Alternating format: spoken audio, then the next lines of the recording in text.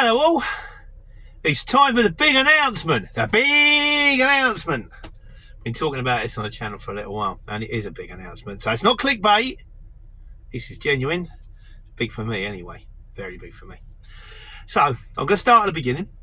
Everyone who's been watching the channel might know the score. I started a little while ago, about 7 years ago now. Started with a Luton van. Started running my own. Got a business partner.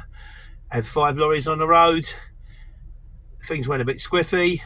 Everything went wrong. Lost a lot. Thought that was it for me. That's me done. So I got a job. I've been working for Transport IT. My mate Dan, he came in, he rescued me, he took me in, he turned around and said, he paid me decent money. Hard work. It was long days, often 13, 15 hour days, and I was running lorries and driving lorries, but the money was good. So, never mind the collar as long as I'm getting paid for it. And I thought, I've got no way back. This is it for me. No one's ever going to touch me again. I'm done. And then, thanks to this channel, ironically enough, someone put a comment in. And they went, the Courier Exchange is now factoring invoices. I thought, that's interesting. Because I could never get a factoring company again. But if the Courier Exchange were factoring invoices, then potentially I could. I'd still need to seed money. And I ain't got no money. If anything, I'm falling behind. I'm not falling forwards. And then I was speaking to my mate Richard, and I was telling him about my plight. And he said, Peter, I think it's awful what's happening to you. He said, I've got 10k you can have. It's a loan. I'm paying him interest. I'm paying him back on a monthly basis. So I thought, okay, I've got the seed money now. But will they touch me with an operators? And so I went for the operators. And I went through, and sure enough, I hit all the criteria. I've never liquidated a business. I've never gone bankrupt. I haven't got any criminal convictions. So I've done the whole thing. And they gave me an operator's license, an interim. But they gave me an operator's license. And in the meantime, I'm thinking about the CX thing. I'm thinking, I wonder, because that's like, I know this is a troll thing. They say they're doing it, but aren't they doing it? And then out of the blue, I get this phone call from a guy. And he says, how are you getting on with your current factoring company? And I went, I'm not. That all went absolutely sideways. And I'll be perfectly honest with you, I don't think anyone's ever going to touch me again. And he said, we've had a lot of that during COVID. I went, really? He went, yeah, let me have a look into it for you.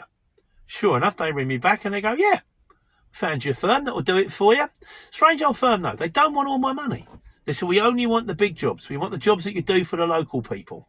Not the CX jobs particularly. We don't want, when you get the pie chart, on the pie chart, you'll have 20% of the jobs done to 3 different organisations, or 4 different organisations, and then 20% to like 100 different organisations because they're the Mickey Mouse ones going back. He said, we don't want them, but we'll do the big ones. I thought, okay, fine. And then I found HBC, who are, in my opinion, one of the best courier firms out there. If you ever get a chance to do HBC, they are so switched on, smooth, fantastic. I love them. But I know Ben, because 7 years ago, me and Ben were unloading flowers at 2 o'clock in the morning in the car park trying to sort out stuff for Mother's Day. And he's one of the big-time Charlies there. And I said, Ben, you do a thing for the drivers. You do, like, certain people, not everybody, like 14 days. He said, Peter, he says, for you, I do you 7 days. And he said, I've got work for you every morning. You'll have to find your own way back, but I've got work for you every morning. So I'm thinking, this is a goer. This is happening. So I joined the exchange. I phoned them up. They don't do me massive favours. Like anyone who thinks, you're telling everyone the Courier Exchange is great because you're getting a kickback. A, I never tell anyone the Courier Exchange is great. And B, I don't get a kickback. They let me do 6 months. You've normally got to pay a year up front. They let me do 6 months because I'm a returning customer and because of the videos, I guess. Which, okay, I'm grateful. Every little helps. And then I thought, right, I'm going to have to buy a truck. So I rang my mate James at Barry Drewcox. Now, if you've got a DAF and you need parts, Drewcox in Corby are brilliant. And we used to talk, we used to have a laugh. When I had the lorries on the road, I get parts off him. And then I've been off the radar for a little while. You know what happened? I told him. He was like, he likes me. He says, I felt sorry for me, I think. So I said, I'll tell you what I want. I want a DAF. I want a sleeper. I want curtain side. I want a tucker under tail lift. I want an automatic, and I want Euro 6. And I haven't got a lot of money to play with. I only got 10k seed money, and I've got to buy the CX out of this. I've got to get insurance out of this. I've got, maybe I can stretch to about 8+. And I'm sitting in Seacole at the time, Seacombe's in Tilbury, working for the man. He phones me back in 2 minutes. He says, you're never going to believe this. He said, I've got exactly the lorry you want. It's done more miles than you want. It's done a few miles, as Tiffany. But it's cheap. And you'll never guess where it is. It's in Leighton Buzzard. Oh, you were joking. So this was last Monday. So I've done the job sequence. I got back to my yard. I rang the geezer. I said, I'm going to come and have a look at it. I'll come and have a look at it 6:30. By 7:30, I bought it. It was back at the yard. Guy's a lovely guy. He sells all the lorries to my mate Ian, Webby's Transport. And he said, take it to the yard, get your mechanic to check it over. He said, if it's no good, bring it back.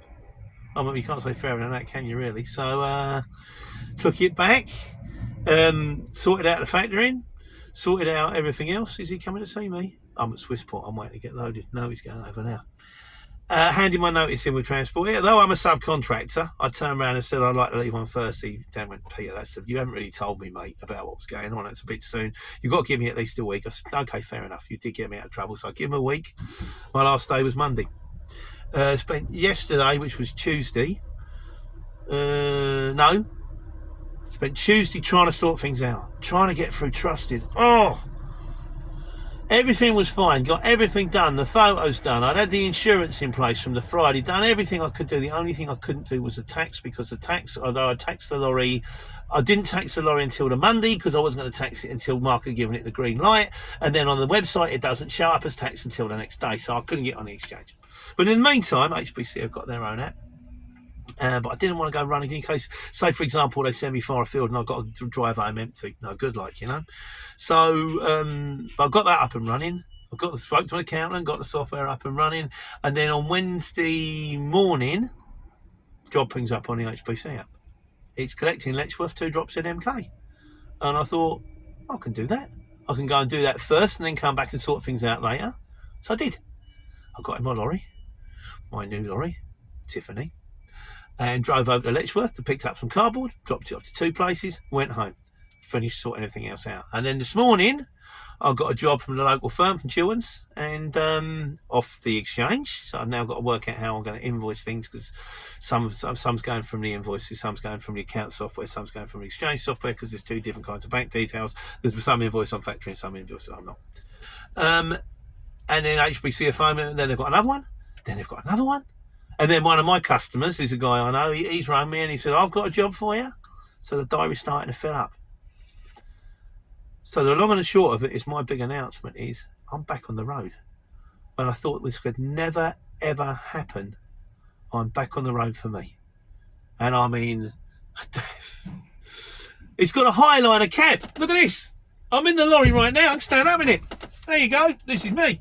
There you go. Put the flag up. And then for anybody who notices, the guy who's coming to the channel, the white bit's in the right place. She's not upside down. I made sure it's in the right place.